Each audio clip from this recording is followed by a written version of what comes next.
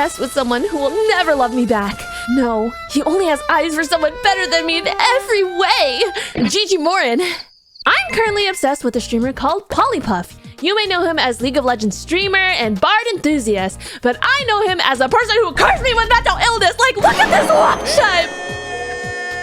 So hi, my name is Issa, and I might be a slightly unwell fangirl.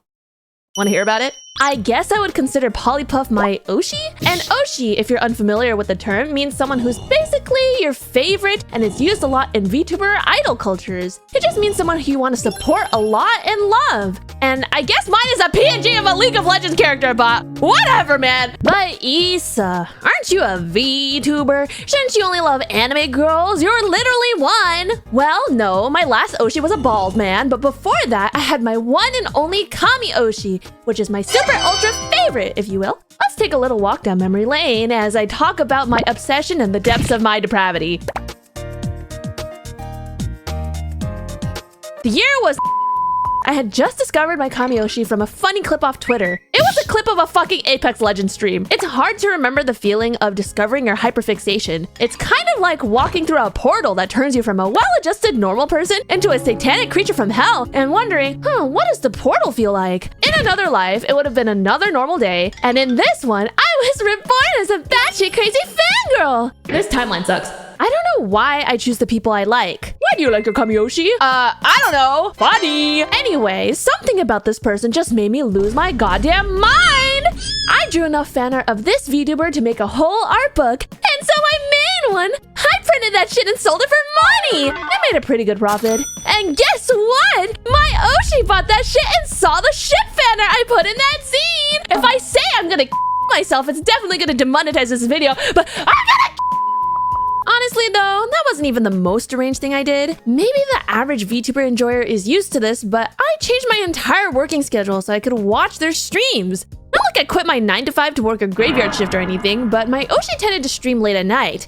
Normally that's the time reserved for playing games, watching YouTube, you know. Generally being a lazy shit and having fun, so the next morning when you wake up, you're not consumed by the horrors of the world. But I really like listening to my oshi talk while I work, so I kind of started to become a workaholic. With 5 2-hour streams every week, I was basically adding on 40 hours of additional work per month. But it's not like I was using it for my actual job. I'd style cosplay wigs or draw the ship art for my oshi zine. An art book won't draw itself, you know. Anyways, obviously I ended up burning myself out, so I stopped doing this eventually, but it's just another example of how well-adjusted I am. Because of my oshi, I also did something I never thought I would do. Draw backgrounds. A lot of VTubers get custom background assets to use for their streams, and my oshi didn't have one. So I made one, and then used it!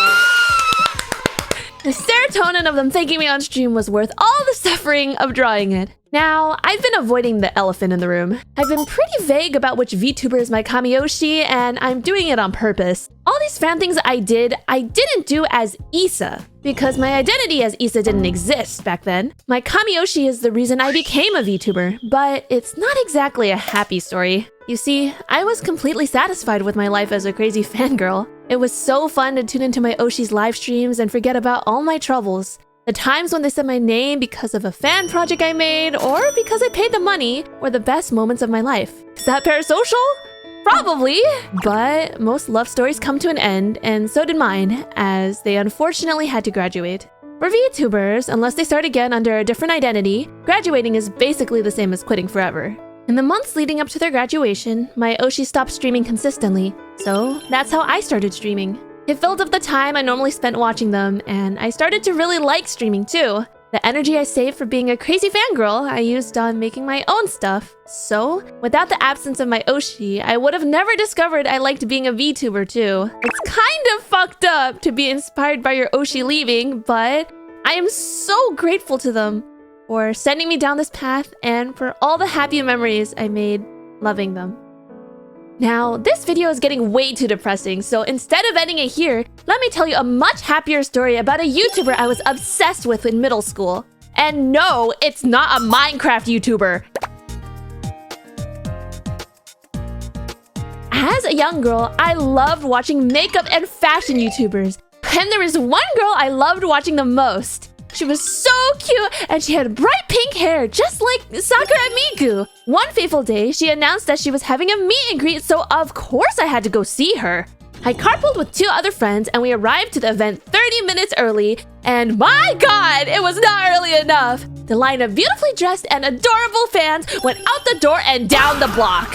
I had no idea all her fans were as crazy as we were, but it would be worth it in the end, right? When I finally got to the front of the line, I saw her for the first time and lost my goddamn mind. How is it possible for someone to be this cute? I kind of thought I was gonna get catfished. I mean, I normally saw her on camera after all, but she literally looked better in person. Ow! She was like a princess or a porcelain doll. I was starting to get really nervous about talking to her. Now, the way that this meet and greet worked was each person had 2 minutes to talk to her, but I was there with 2 of my friends. So when we went up, she decided on the spot to bundle our time together. Now we had 6 minutes to talk to her.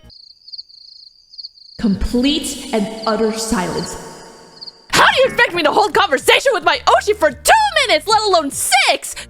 None of my friends were very helpful either because everyone was just shocked silent by how pretty she was. We were just a bunch of shy little girls. We talked very awkwardly about what we were doing in school and stuff we liked, but somehow, in the middle of it all, I made her laugh. I don't remember what I said, probably something stupid, but what matters is she laughed and grabbed my hand for emphasis, and I lost all semblance of coherent thought. Oh my God! My oshi is literally holding my hand right now! Oh, what do I do? Is my hand sweating? Do you think it's gross? Oh my God, I should really let go, but what if she thinks I don't like her? Oh my God, her hand is so small, and it's so soft, and her nails are so pretty, and she's so pretty. I clocked out of the conversation for the rest of the 6 minutes, but can you blame me? So yeah, I stay winning. I held my oshi's hand and you haven't. You think my fan behavior is unwell? How? It's not like I've ever hurt anyone. I mean, I have made some pretty concerning comments about collecting my oshi's hair and spit, but I was joking! It was a joke! Hee.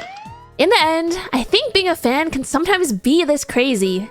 You love something so much that you lose your damn mind over little things, and I'm happy to feel this way.